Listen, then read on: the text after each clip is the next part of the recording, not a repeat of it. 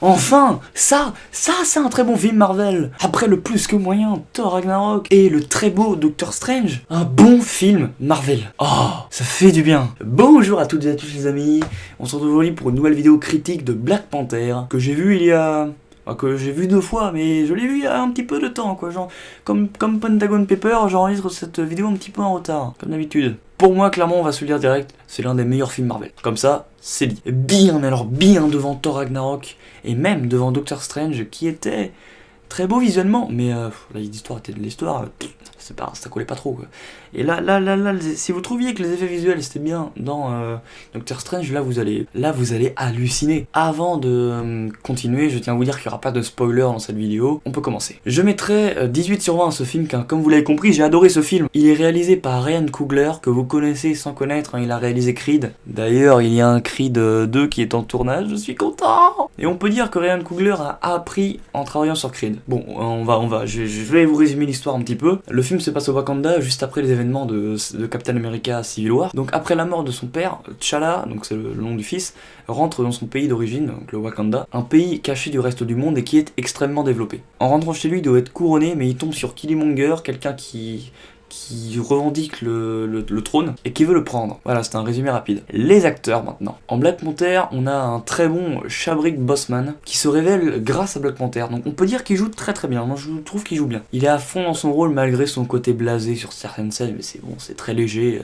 Ensuite, en méchant principal, donc en Killmonger, on a Michael B. Jordan qui a joué aussi dans Creed. Il jouait Adonis Johnson, donc le fils d'Apollo Creed. Et déjà que dans Creed, sa musculature était pas mal, là il a pris de la masse, mais alors, mais un truc de malade. Et il y a un truc assez terrifiant sur son corps, c'est qu'il a des cicatrices un peu rondes. Au début, il montre son bras, donc on voit le début de son bras, et il en a partout sur son bras. Et à un moment, pendant le combat contre lui et Monsieur T'Challa, il enlève son t-shirt et on voit qu'il en a partout. Et chaque cicatrice, c'est une cicatrice par personne qu'il a tué. Donc il a tué des gens un petit peu, quoi. Un petit peu, c'est flippant, c'est très flippant. En autre méchant, on a Andy Serkis qui joue Klaue. Donc on a déjà vu dans Avengers l'ère du trou. Si vous pensez que Andy Serkis vous dit quelque chose, il joue Gollum. J'ai mis très très mal, mais il joue Gollum. Gollum dans Seigneur des Anneaux, dans le Hobbit. Il joue dans La planète des singes, César. Il joue tout, c'est un pro de la motion capture. Donc il sait bien faire des expressions de visage. Et ça se voit. Putain, donnez-lui plus de rôle au cinéma en tant que vrai acteur. Ce mec joue trop bien. Et d'ailleurs, on voit un truc assez rigolo. On voit dans sa façon de marcher et tout quand il est à terre qu'il a une démarche de singe. Il a tellement joué qu'il a gardé cette démarche. Et son rôle est extrêmement important, ainsi que son destin, sans vous spoiler. Ensuite, en acteur, on a Forest Whitaker qui joue du Forest Whitaker. Voilà, depuis quelques films, il est dans une routine, il joue la même chose, avec sa canne, en mec vieux, comme dans Rogue One, comme dans plein de films, plein de derniers films à lui, c'est un petit peu dommage, mais bon, ça reste Forest Whitaker, quoi, on l'aime bien, et il est très important, mais vraiment, vraiment très important, un petit peu compliqué à comprendre son histoire, mais c'est très très important. Maintenant, parlons des actrices, parce que dans ce film, elles font partie très intégrante, il y en a 3 ou 4 qui sont très très importantes, et qui sont extrêmement importantes. Déjà, on a Lupita Nyong'o, qui joue la petite amie de T'Challa, donc son ex, où ils vont se remettre ensemble. D'ailleurs, il y a un gag assez marrant sur ce personnage, c'est qu'à chaque fois qu'il la voit en mission et tout, il bug, il se fige, et il y a un running gag sur ça, avec sa mère et puis une actrice dont on parlera après. Waouh, la transition de malade. Et le personnage dont je viens de vous parler juste avant, c'est Okoye, joué par Danai Gurira, que vous avez tous vu dans Walking Dead en tant que Michonne. C'est juste que là on lui a un petit peu coupé les cheveux, un petit peu quand même. Et son rôle est très charismatique, elle fait une guerrière, c'est très bien, tout comme dans Walking Dead. D'ailleurs dans ce film il y a un vrai changement au niveau des femmes. Elles sont plus obligées d'avoir un rôle qui sert à rien, juste de donner la réplique, un peu comme Pepper Potts dans Iron Man, qui sert vraiment à donner la réplique. Dans Spider-Man Homecoming, elle arrive, il est où le petit?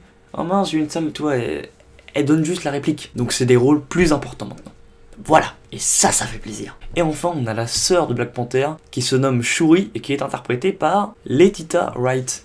Donc, qui a un rôle assez marrant, c'est un peu la Tony Stark du royaume. Elle gère les équipements technologiques en sous-sol, avec le vibranium et tout, c'est un truc de malade. Bref, tout ça pour vous dire que j'ai adoré ce film, pour son propos de fond, pour sa claque visuelle, etc. Et d'ailleurs, parlons du propos de fond. Ce film est totalement politique, mais alors mais vraiment. Bon, si on n'y prête pas attention, on le voit pas trop, mais il est politique. Tout le côté réflexion sur est-ce qu'il faut ramener les migrants, est-ce qu'il faut aider les autres pays ou pas, tous ces trucs-là, Il y a même une réplique de T'Challa dans la scène post-générique. Je crois que c'est la scène post-générique. Je crois, ouais. C'est ça, ouais.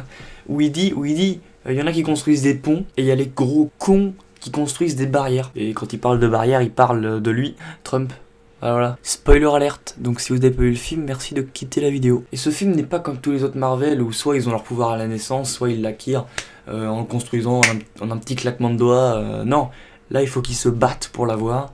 C'est vraiment, il frôle la mort. Il y a un rituel dans lequel on lui enlève tous ses pouvoirs de Black Panther ou pour qu'il fasse un combat homme à homme pour pouvoir avoir le pouvoir de Black Panther. Et ça, c'est vraiment, c'est pas comme Thor qui a juste à faire ça et il vole quoi. Donc T'Challa il gagne la première fois et après le second contre Killmonger le prend et le jette du haut de la falaise. Et pendant 10-15 minutes, il y a un moment, 15 minutes, je vous jure, il n'y a pas T'Challa. T'Challa, on a l'impression qu'il était mort. Et ça, c'est vraiment quelque chose de sympa. On sait très bien qu'il va pas mourir parce qu'il est dans Avengers 3. Il y a déjà une suite de prévue. On sait très bien qu'il va pas mourir. Mais il y a vraiment eu un climat de suspense où on se demandait si... Attends, il est plus là en fait. Il est parti. Ah, il est parti en vacances. Très bien. Et bien voilà les amis, cette vidéo est terminée. Si ça vous a plu, n'hésitez pas à vous abonner. Il y a de nouveaux concepts qui arrivent bientôt. Je peux pas vous dire quoi. Juste un petit indice à la fin de la vidéo quand même. Salut les amis. Pourquoi ?